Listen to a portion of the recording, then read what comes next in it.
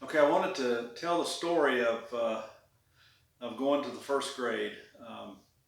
Now, as I have mentioned in the past, we were extremely poor. Me and Mama Maureen and Deborah lived together.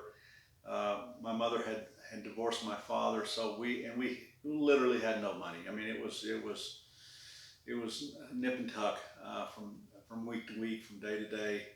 So I remember turning 6 and getting ready to go to school in the first grade. This was my first time to go to school, and so I didn't have any clothes to wear. There was nothing to wear. There was no money to buy school clothes. So basically, I remember me and my mom, along with my sister, when we would have prayers at night.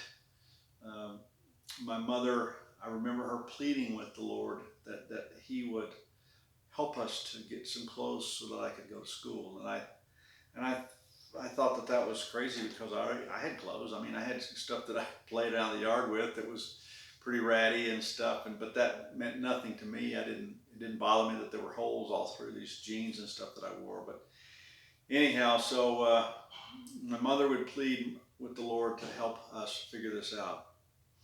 So um, it wasn't very long before school started that Sister Nims, she was a member of the church there in Longview. She was a nurse. She worked at the school, local school, and she was the nurse over the kindergarten and or the grade schools, court classes. And she was a very good friend of the family's. She was quite a bit older than my mom, but one day she called me to her office, or I'm sorry, she called my mom and wanted us to come by her home, that she had something to give us.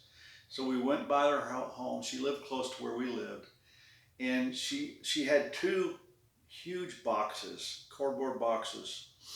And as we walked in there, she opened up these boxes, and they were full of clothes for a little boy. And she had saved all of her clothes from her son. Son was about 5 years older than me, I think. And see, these didn't fit him anymore, and so she wanted us to have these clothes.